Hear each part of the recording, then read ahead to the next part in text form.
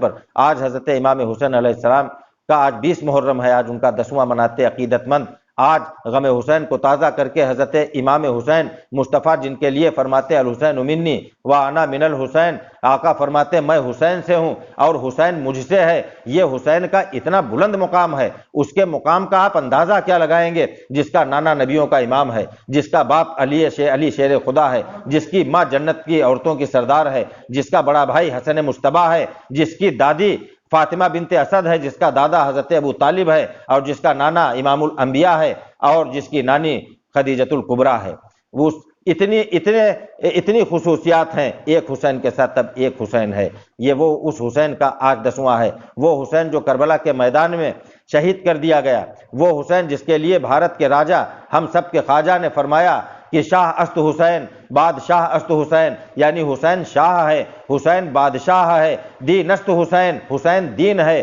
دی پناہ است حسین، حسین دین کی پناہ ہے۔ آگے خواجہ فرماتے ہیں سر داد، یعنی سر دے دیا نہ داد، ہاتھ نہیں دیا، دست در دست یزید، سر دے دیا لیکن یزید کے ہاتھ میں ہاتھ نہیں دیا۔ آگے خواجہ غریب نواز فرماتے حقہ کی بنائے لا الہ است حسین، خواجہ فرماتے ہیں کہ حق تو یہ ہے کہ لا الہ الا اللہ کی بنیاد حسین ہے۔ یہ جو کلمہ طیبہ ہے لا الہ الا اللہ محمد الرسول اللہ، یہ جو لا الہ الا اللہ جس میں اللہ کی وحدانیت کا پورا وجود ہے، جو وحدانیت کا سبب ہے، جس کے لیے ہم پڑھتے ہیں لا الہ الا اللہ، اس کی بنیاد، اس کا فاؤنڈیشن، اس کی جو بنیاد ہے وہ حسین ہے۔ اور حسین کا ذکر عبادت ہے، حسین اہل بیت میں سے ہیں، اور اہل بیت کا کہ یہ معاملات ہیں کہ اہل بیت اور صحابہ یہ دونوں ہمارے لیے لائق تعظیم ہیں، صحابہ کی ہم عزت کرتے ہیں، صحابہ کی عزت ہم پر واجب ہے، اور اہل بیت کی مودت ہم پر قرآن میں اللہ تعالیٰ نے فرض کر دی ہے۔ حسین کا ذکر، فاطمہ کا ذکر، علی کا ذکر، حسن کا ذکر اور محمد مصطفیٰ کا ذکر ہم میلادوں میں کرتے ہیں، ہم مجلسوں میں کرتے ہیں، یہاں تک کہ اللہ تبارک تعالیٰ نے امام حسین اور ان کے گھر والوں کا ذکر نماز میں رکھ دیا ہے۔ جب ہم اتحیات کے بعد درود پڑھتے ہیں تو اس میں بھی حسین، علی، سیدہ فاطمہ، امام حسن یعنی نبی اور ان کی اولادوں کا ذکر ہم نماز میں کرتے، تو جب تک نماز قائم رہے گی تب تک میرے حسین کا ذکر قائم رہے گا،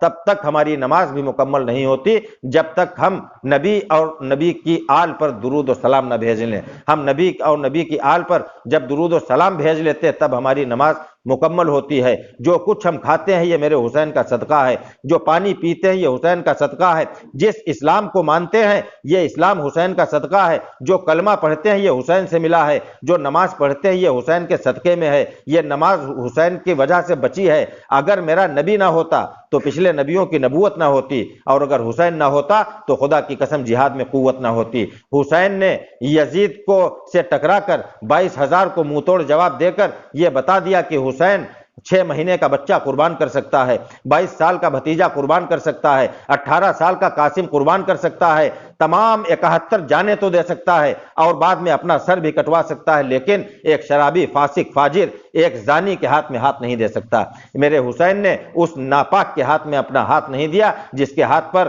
نمرود اور فرعون کا ہاتھ تھا۔ میرے حسین کا وہ پاکیزہ ہاتھ تھا جس کے ہاتھ پر حسن مجتبیٰ کا ہاتھ تھا، اور حسن مجتبیٰ کے ہاتھ پر علی مرتضیٰ کا ہاتھ تھا، اور علی مرتضیٰ کے ہاتھ پر محمد مصطفیٰ کا ہاتھ تھا۔ وہ مقدس ہاتھ تھا۔ میرے حسین کو شہید کر کے یزید یہ سمجھا تھا کہ ہم جیت گئے، لیکن اللہ کی قسم یزید فنا ہو گیا، اور حسین ایسا جیتا کہ حسین آج بھی زندہ باد ہے اور یزید آج بھی مردہ باد ہے۔ حسین کل بھی زندہ رہے گا اور صبح قیامت تک زندہ۔ حسین کا چرچا زمین پر، حسین کا چرچا عرش پر۔ حسین سے عشق رکھنے کے لیے شرط یہ ہے کہ یزید سے نفرت کرنا ضروری ہے۔ حسین سے محبت تبھی ہوگی جب آپ یزید پر لعنت بھیجیں گے۔ تو حسین سے اگر محبت ہے تو یزید پر بولیے لعنت۔ حسین کے لیے درود اور یزید کے لیے علی شیر خدا کے لیے محبت اور علی کے دشمنوں کے لیے لعنت۔ نبی کے لیے جو نبی سے جنگ کرے اس کے اوپر اللہ کی کہیے لعنت، جو رسول کو گالی دے اس پر اللہ کی لعنت، جو نبی کو کہے کہ نبی گنہگار تھا، جو نبی کے بے شہزادے امام حسین کو کہے کہ اس نے بغاوت کی، حسین باغی تھا۔ تمام طرح کے ناسبی اور منافق مولویوں نے طرح طرح کی بدتمیزیاں جو لکھی، قرآن کے ترجموں میں لکھی، رسول اللہ کو خطاکار، گناہگار، کوتاہی کرنے والا، اللہ کو معاذ اللہ مکر کرنے والا، جس نے قرآن میں لکھا وہ بھی ایک مولوی، نہ جانے کتنے مولویوں نے، ایک مولوی نے امام حسین کو باغی لکھا، ایک مولوی نے حسین کو ضدی لکھا، ایک مولوی نے اللہ کو مکر کرنے والا لکھا، اسی مولوی نے رسول اللہ کو خطاکار اور گناہگار لکھا، ایک مولوی نے میرے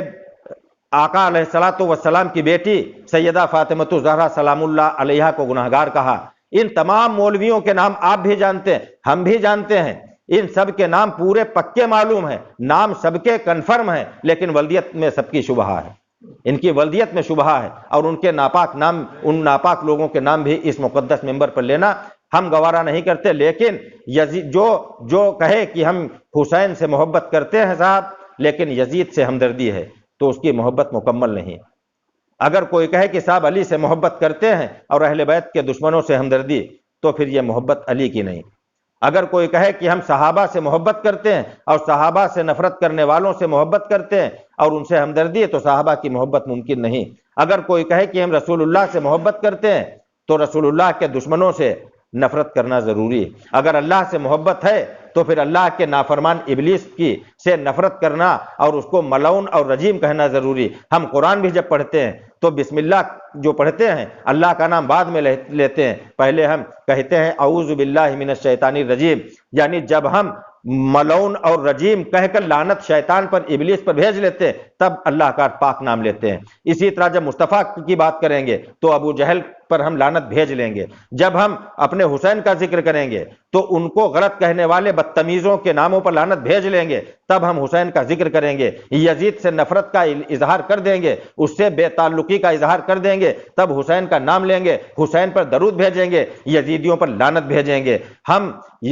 اپنے حسین کی اماں پر درود و سلام بھیجیں گے، اور سیدہ فاطمہ کی شان میں ادنا برابر بھی گستاخی کرنے والا، وہ چاہے جتنا بڑا بظاہر عالم ہو، اپنے وقت کا مرشد ہو، اپنے وقت کا شیخ الحدیث ہو، اپنے وقت کا جتنا بڑا امیر ہو، اگر میرے حسین کی اماں کی شان میں ادنا برابر گستاخی کی تو اس کا چہرہ ہے اور سلمان رضوی کا جوتا ہے،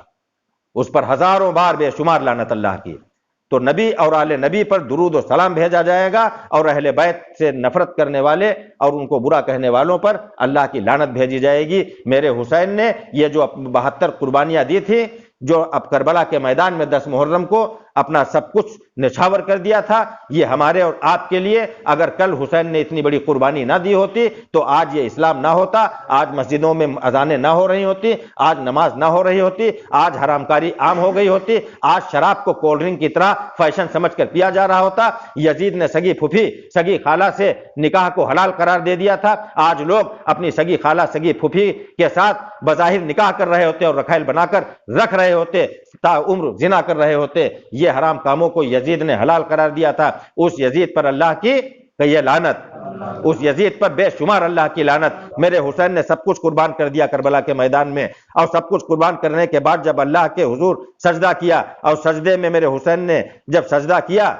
جب آپ گھوڑے پر تھے تو سنان نام کے یزیدی نے جب میرے حسین کی نیزہ مارا، اور اس کے بعد میرے حسین جب زمین پر تشریف لائے، لانے کے بعد زبان ولایت سے کہا اللہ اکبر، اور اس کے بعد زبان ولایت سے فرمایا کہ سبحان ربی الاعلیٰ، اے رب تو ہی اعلیٰ ہے۔ شمر نے آ کر میرے حسین کی گردن پر چھری چلا دی، چھری چلا کر میرا حسین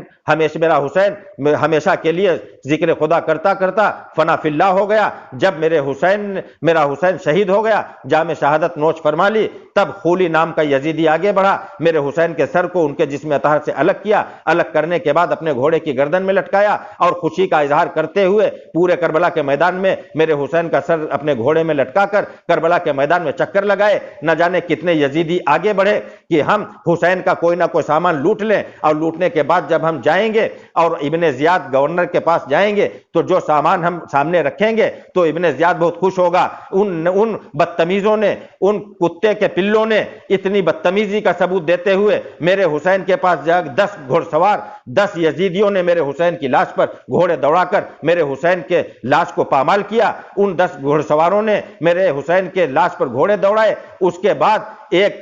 جہل ابن ملعون جس نے آگے بڑھ کر میرے حسین کے نالین لوٹ لیے، پیروں سے نالین مبارک اتار لیے، جس نے اس کا نام جہل تھا، نالین لے کر وہ آگے چلا گیا۔ اس نے یہ سوچا کہ ہم یہ نالین لے کر ابن زیاد کے پاس جائیں گے اور کہیں گے کہ دیکھو ہم حسین کو یہ ان کی نالین لوٹ لائے ہیں، نالین بھی پیروں سے اتار لی ہیں، تو ہم کو ابن زیاد انعام دے گا۔ قصاص ابن اسس نام کا یزیدی آگے بڑھا، میرے حسین کی ابا لوٹ لے گیا، چادر لے کر بھاگ گیا۔ جہل نے نالین لوٹی، قصاص ابن اسس نے آپ کی چادر مبارک لوٹی، اور اس کے بعد خزیمہ نام کے بدتمیز خزیمہ نام کا شخص ایک آگے بڑھا، یہ خزیمہ نام کا کتے کا بچہ یہ آگے آیا۔ آگے آنے کے بعد میرے حسین کے جسم اطہر پر، اس جسم ولایت پر، اس جسم پر، اس مقدس جسم پر جو کرتا پہن رکھا تھا، اس کرتے کو اس خزیمہ نام کے یزیدی نے اتار لیا۔ میرے حسین کے جسم سے اس کرتے کو خزیمہ نے اتار لیا۔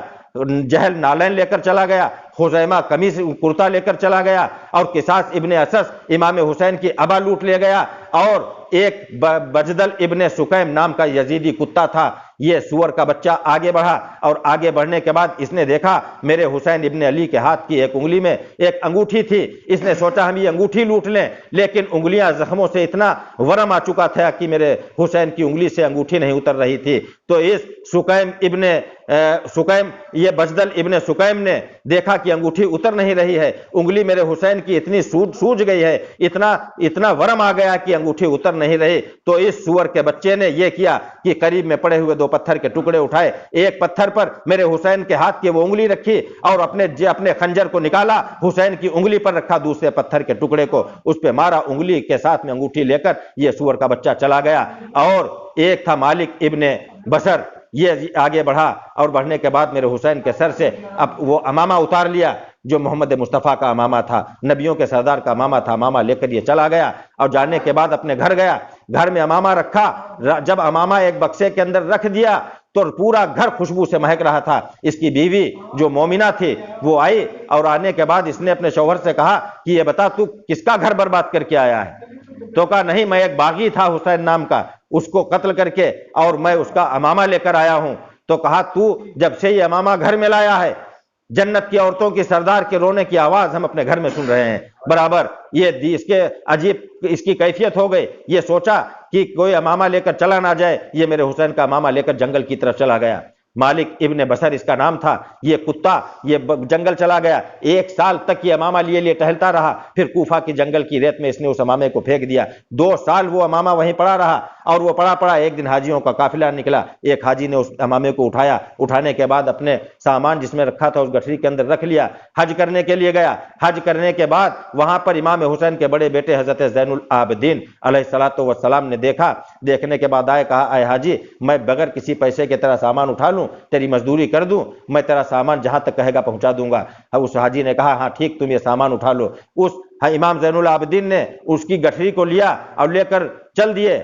چلنے کے بعد جب مدینہ پہنچے تو اس حاجی نے کہا اے زین العابدین سے کہا کہ اے نوجوان، تجھ کو محمد مصطفیٰ کی قسم یہ بتا دے کہ اس گٹھری کے اندر تیرا کون سا سامان ہے۔ کہا کہ کیوں؟ کہا اس لیے میں دیکھ رہا ہوں کہ گٹھری میری ہے، تو برابر چوم رہا ہے، بوسہ دے رہا ہے جب سے تو چل رہا ہے۔ تو امام زین العابدین نے کہا اس کو کھول دے، اس کے اندر میرے والد گرامی میرے والد حسین کا امامہ ہے۔ جب کھولا تو وہ امامہ تھا، کہا یہ امامہ میں مزدوری نہیں چاہتا، یہ امامہ مجھ کو دے دے۔ اس حاجی نے اس امامے کو حضرت زین العابدین کو دے دیا۔ حضرت زین العابدین گھر کے اندر جب امامے کو لے کر گئے، امامہ کھولا تو وہ جگہ جگہ پر تیروں سے چھلنی تھا، نہ جانے کتنے لوگوں کا مقدس خون اس امامے پر لگا تھا۔ اس امامے کو لے جا کر سیدہ زینب اور زین العابدین نے نبیوں کے سردار مدینے والے پیغمبر کے قبر انور پر جیسے ہی ڈالا، تاریخ کہتی، مورخ لکھتا ہے، مصطفیٰ جان رحمت کے مزار پر زلزلہ آ گیا، لرزہ آ گیا، اندر سے آواز آئی کہ میری زینب میری قبر سے اس امامے کو ہٹا لے۔ وہ امامہ لے کر سیدہ زینب گھر کے اندر چلی گئیں۔ یہ آج چونکہ حضرت بلال رضی اللہ تعالیٰ عنہ اور حضرت امام حسین علیہ السلام کی مناسبت سے آج کی یہ مجلس تھی، اللہ تبارک تعالیٰ سے دعا ہے کہ اللہ تعالیٰ ہم سب کو صحابہ اکرام اور اہل بیت کی محبت میں زندہ رکھے، اور جب موت آئے تو انہی کی محبت میں اللہ تعالیٰ سنائے، اور کل قیامت کے دن انہی کی محبت میں ہمیں اور آپ کو اٹھائے۔ وما علینا الا البلاغ۔